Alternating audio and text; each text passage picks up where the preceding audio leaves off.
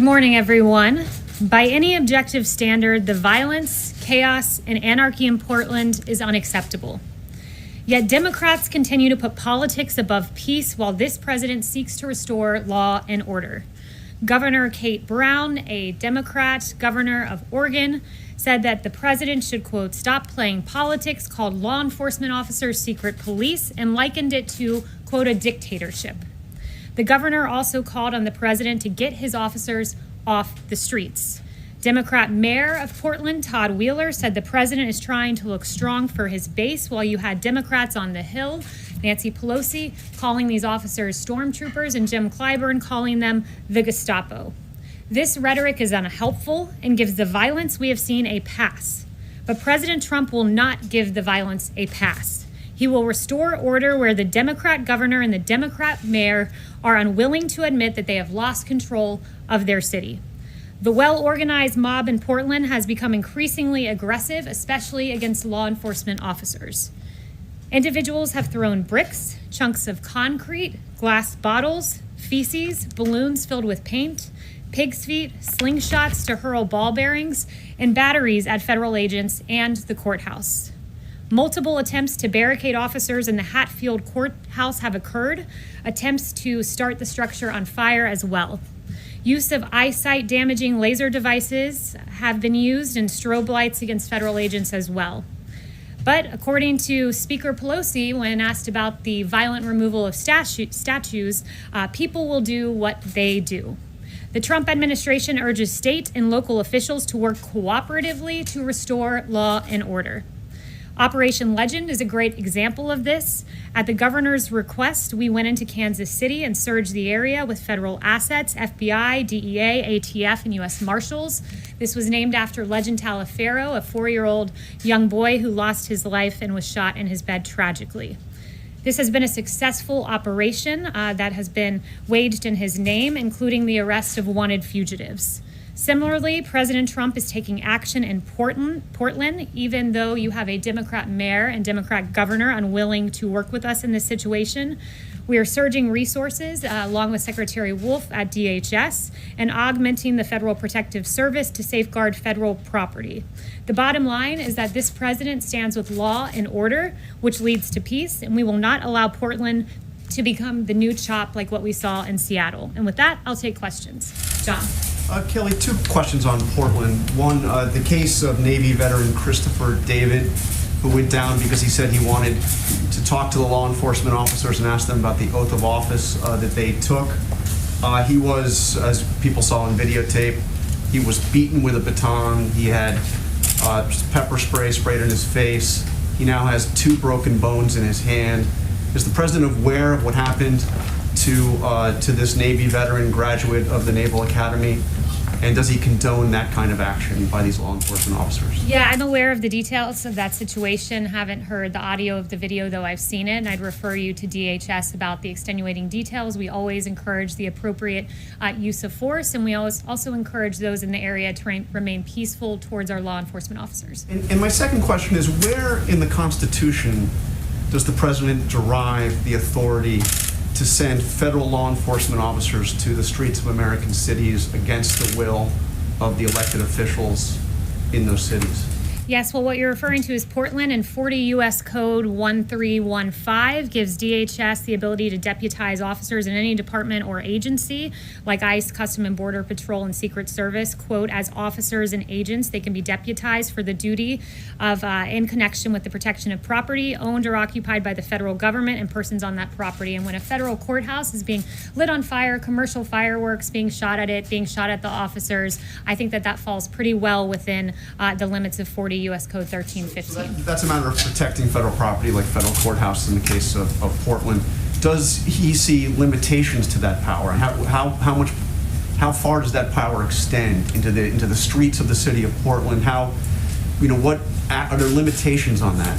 So under that authority to protect a federal property. Under the law, we believe that agents can conduct investigations of crimes committed against federal property or federal officers. And in the case where you have someone shooting off a commercial grade firework and then running across the street, we don't believe that extends past our jurisdiction. Yes. Haley, thank you. Yesterday, the president tweeted out an image of himself wearing a mask. He said that wearing a mask is an act of patriotism. No one is more patriotic than him. Then just hours later, he was spotted at the Trump Hotel not wearing a mask. Why did it take him so long, first of all, to be seen wearing a mask in public? And why the mixed messaging on this critical health issue that his own top health officials have said is critical to fighting this pandemic? The president's always been consistent on this, that masks, according to the CDC, are recommended but not required. He has said that he would wear one in the case he couldn't appropriately socially distance. And he wore one and put up the picture on Twitter, as you saw.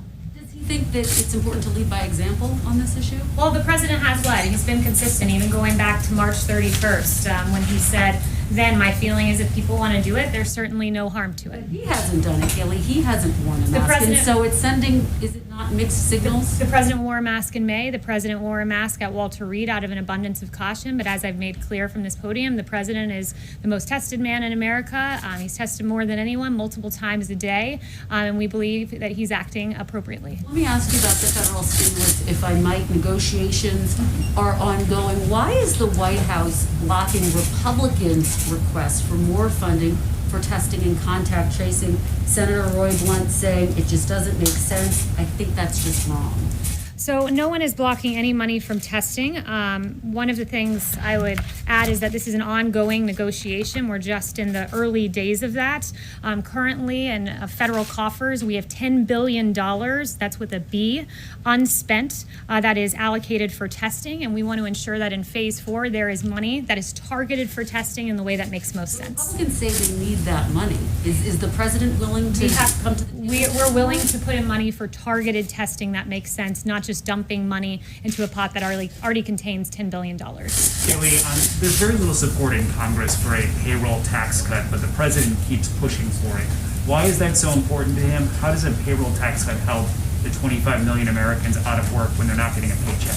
Well, there are a number of things we're looking at for phase 4. And one of those things is unemployment benefits, where, as Secretary Mnuchin said, we want this to be completed before July 31st, the date that runs out. We don't want something to be an incentive where someone gets overpaid and has a disincentive from going back to work, where they get paid more on unemployment benefits than at work. So we want to be cautious about that while making sure that those unemployed are taken care of.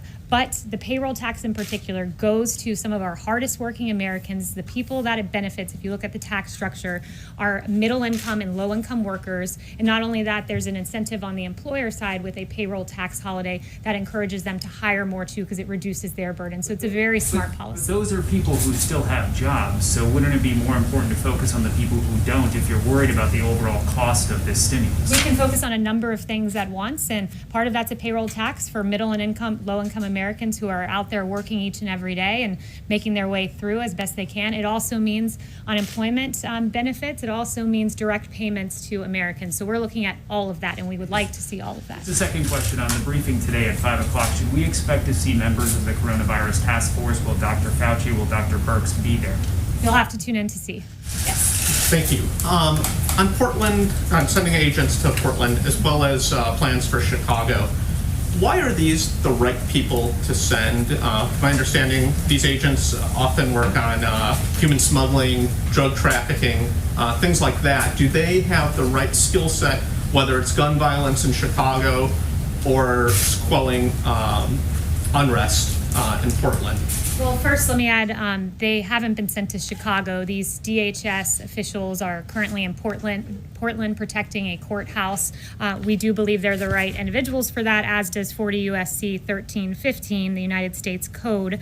It's egregious what's happening. The frequency jammers, the pellet and air rifles in Portland, it's being depicted as this peaceful scene. I can assure you it's anything but that, where you've had barricades trying to keep officers in the Hatfield, courthouse, injury to a Border Patrol team member's leg, injuries to the head, shoulder, and back of a deputy U.S. Marshal. A U.S. Marshal impaled his right hand on a board filled with nails set out by the protesters. This is not a peaceful scene. I'm very thankful to our U.S. Marshals and ATF and others who are acting in accordance with a statute and protecting a federal building, and doing so at great cost to themselves. Yes. Thanks, Haley. I have two questions for you on the stimulus. First, since you guys are committed to the payroll tax cut, that seems to be driving up the price tag of the whole package. So is the White House view the $1 trillion figure that's been cited by GOP leaders as a hard cap? Are you willing to sign something that would spend more than that? These are all preliminary discussions, so I'll leave it to the negotiators to decide. The $1 trillion number was cited by Secretary Mnuchin yesterday. But look, this is the beginning stages. We're looking at a number of things, but the president was very clear that he would like to see a payroll tax in there, along with liability protections, tax credits for businesses to bring people back to work and to have safe work environments, and of course, $70 billion for schools to reopen safely, at least $70 billion. And then on the testing piece, what are the long wait times that we're seeing for tests around the country suggest that we do need a massive influx of testing beyond what's unspent, and that the federal government should take more control of the country's testing program? So we do want to see more testing funding, but we want it to be targeted in a way that it gets to the right people who need testing at the right time, not just dumping money into a bucket. So we want more money. We want it to be targeted. But I'm glad you brought up the timing of the testing. I talked to Dr. Birx, and she's very encouraged by the pool testing that's being worked on. You can run 4 to 5 times as many tests in the same period of time by decreasing turnaround times at a minimum of 2/3. So if you took 3 days to get a test result, it goes down to less than 1. If it took 6 days, it goes down to less than 2, and it's more labor intensive. So they would need to hire additional personnel, but CMS is funding the test at about 4 times the actual test cost to ensure technicians and PPE requirements can be met. So we are seeing encouraging signs on that front. Yes. Thank you, Kaylee. Just going back to the Portland situation, what is sort of the policy justification for federal officers not identifying their agency and their arrest authority when they take a protester into custody? So I've been told by DHS that there is insignia indicating that they're law enforcement. They, in the case you're referencing, did identify themselves to the individual being obtained, but that they don't identify themselves to crowds because it would put them at great risk. And I think you can see that, as I noted, when they're sticking their hands into boards left out by some of the rioters. Yes. Hey, Kelly. On June 16th, a little more than a month ago, the White House, via the Vice President, published an op-ed in the Wall Street Journal. The op-ed said that the media has tried to scare the American people about the coronavirus. It talked about low positivity rates and declining case numbers in half of the states. There have been 25,000 additional deaths since that was published. Does the White House still stand by that op-ed? And then just more generally, what happened here at the White House and the administration in the last month when the message was that this was a problem that was on the mend and being addressed, until now with the exploding cases we've seen and 141,000 deaths? Look, the White House has always been very clear-eyed that as we reopen, we would see embers and in some cases fires. We've been very aggressive in addressing that, sent out 19 teams to go to emerging hotspots. Dr. Birx has been to 9 states. She does a lot of extraordinary work on that front. So we've been clear-eyed that as we reopen, we would see embers and sometimes fires, but we're encouraged that when you look at case fatality, for instance, we're below the European Union, we're below the average of the world, and I think that that speaks to our incredible work with therapeutics and our incredible work with testing, 46 million tests. The number 2 in testing in the world is India at 13.79 million.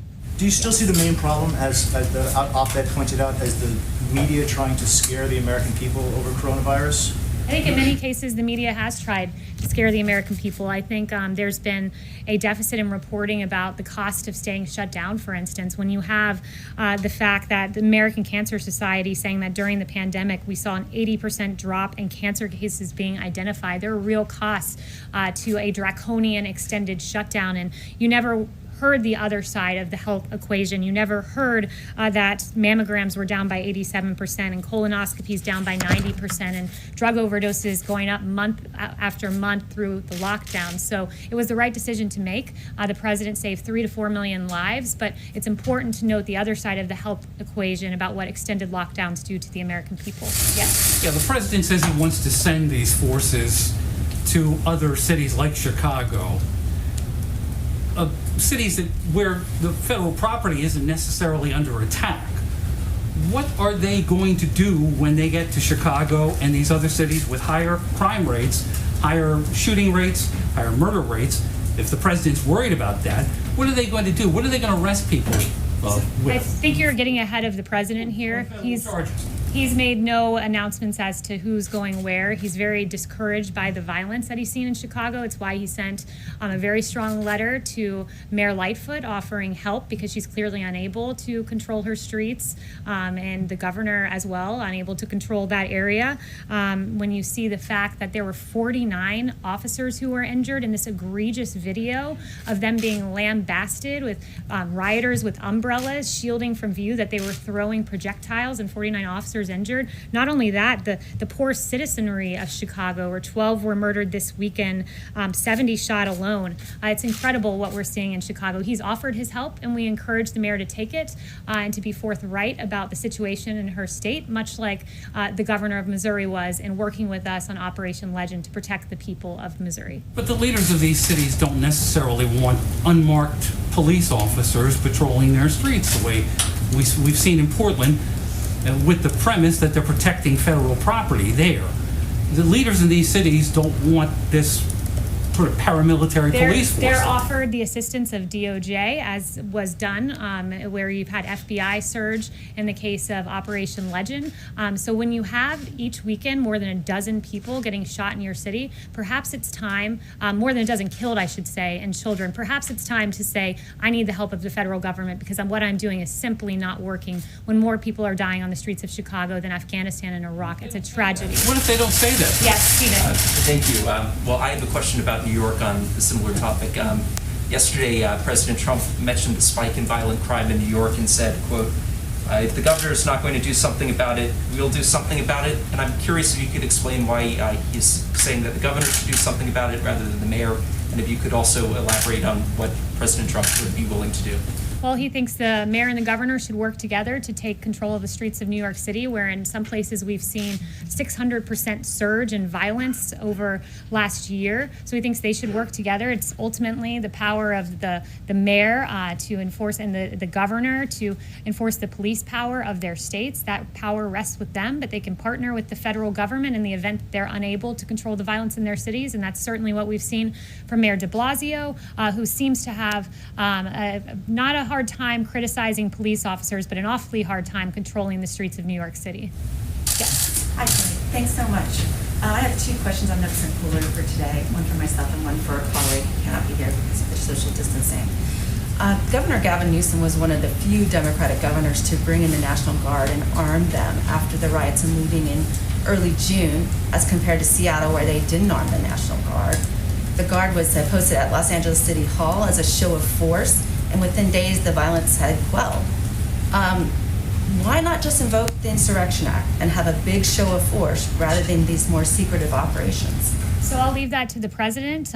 We don't have secretive operations going on. It's very clear what's going on in Portland. It's very clear what's happening in Kansas City. But with regard to the Insurrection Act, look, we believe that it should be governors and mayors doing what they have the constitutional power to do. The police power rests with them. So it's up to this president whether he ever decides to invoke that. But governors and mayors really need to step it up, particularly in Democrat cities where Democrat streets are out of control. And then the one for my colleague, John Gizzi at Newsmax is asking, what are the president's thoughts on John Kasich supporting Joe Biden in his plans to appear at the convention? What was that? I didn't hear the last John Kasich is supporting Joe Biden, and he plans to attend the convention and support the Democratic convention. So that would be a question for the campaign, but this president's quite proud of his record in the Republican Party and quite proud to have the support of 96% of the party, more than any predecessor in the history of the Republican Party. Yes. Thanks, Kaylee. You said earlier that the president was tested multiple times a day. We knew he was tested daily, but can you elaborate on that? How many times a day is he tested? He's tested often. I'm not going to read out exactly how many times he's tested a day, but sometimes it is more than one time a day. Yes. Yesterday, the president said that when he was previously doing briefings, we had a lot of people watching, record numbers watching in the history of cable television. And I was wondering if ratings are factoring into his decision to restart the briefing, and if he is the best person to get accurate information about the virus out to the public, given previous statements at briefings like his speculation that disinfectants inside the human body could work as a treatment, which medical experts say is not the case, and claims that the virus will just disappear. Well, the president is the right person to give information to the American people. He was elected by the American people. He's been a leader on this. The fact that we've We've outproduced on ventilators, so much so that we have an extraordinary number in our stockpile, and we're giving ventilators out to the rest of the world, that we lead the world in testing, 46 million tests, more than that at this point. The fact that he's broken down bureaucracy to get a vaccine into phase 3 clinical trial, that because of him we have remdesivir and convalescent plasma and dexamethasone and other therapeutics. He's the right person to give the information to the American people, and boy, does he get the information to a lot of the American people during his briefings, as noted by the ratings, as he himself pointed out. Yes. The U.S. Trade Representative is planning additional tariffs against Europe in the old dispute about aerospace subsidies. Is the president committed to impose additional sanctions, considering that Europe would answer with additional sanctions, tariffs as well? So since that's pre-decisional, I won't get ahead on any administration announcements on that front. Yes. Kayla, I have a couple of questions. The first one is, the president in the last few hours tweeted about the concerns about mail-in voting. So he's obviously concerned about the integrity of the U.S. election and certainly internal sabotage. But why are we not hearing from the president about the fears about external sabotage? For example, coming out of the UK today, there's a parliamentary committee report that says that Russia influenced the Scottish referendum. There are questions about Brexit. But we've really not heard the president put the Kremlin on notice with respect to the U.S. election. Will we hear from him today on that? The president's put the world on notice that our election systems must be secure. This is under this president in 2018. He articulated the first full cyber strategy for the United States since 2003. In 2019, he extended the National Emergency Declaration on Foreign Election Interference. He routinely engages with Congress on election security, participating in at least 26 elections security-specific hearings. He signed legislation, $71 million, and so on and so forth. And that's quite a contrast to the Obama-Biden administration, who, when told of meddling in 2016, did nothing. And in fact, Susan Rice told the White House cyber team to stand down and, quote, knock it off when they floated options to combat Russian cyber attacks. And even Obama's cyber chief, Michael Daniel, has confirmed the stand down order. It's been in office now more than 3 years. I'm asking what's been done now. Given these fresh concerns, what are we going to hear from the president on that? So what's been done now? I just listed off 3 or 4 things for you, and I'm happy to go through more. We can talk about the $71 million in legislation on election security. We can talk about the $15 million for election reform activities. We can talk about legislation making more than $805 million available to states.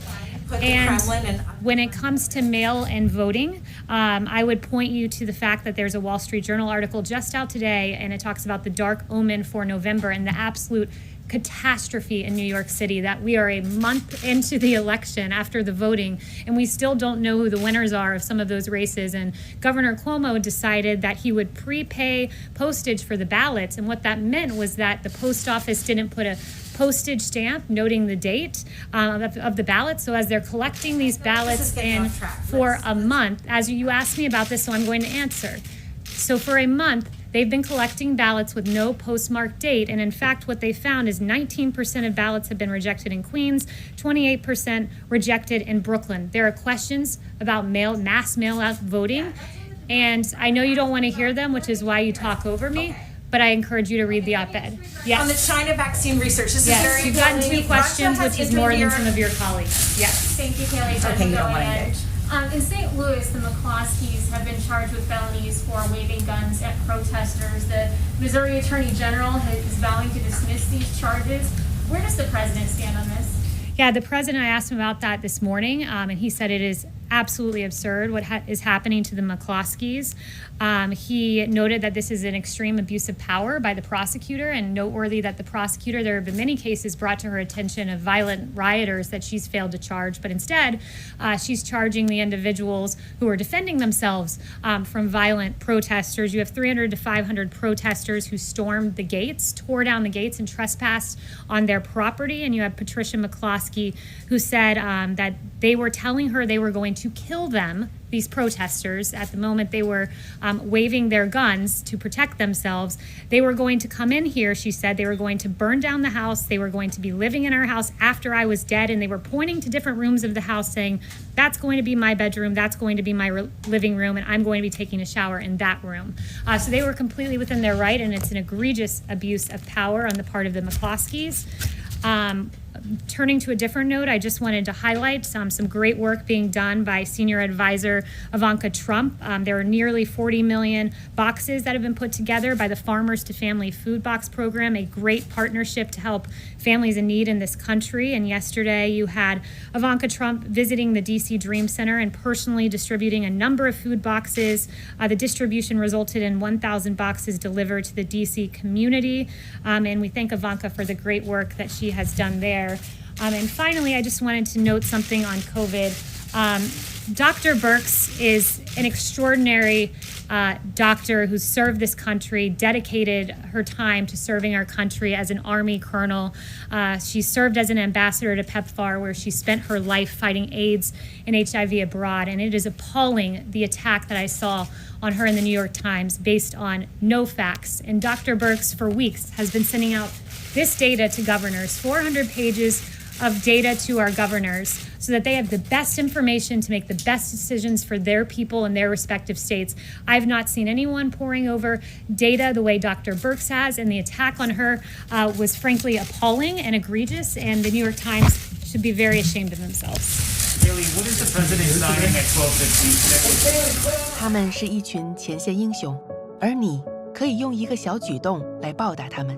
就是完成2020年人口普查，这些数据可以帮助社区规划，并分配资金给全国各地的医院、诊所和紧急服务。准确计算可以帮助公共卫生局确认所需资源，以保护我们的社区。立即上2020 census.gov 填好问卷，开展我们的未来。即刻上2020 census.gov/languages 回复人口普查。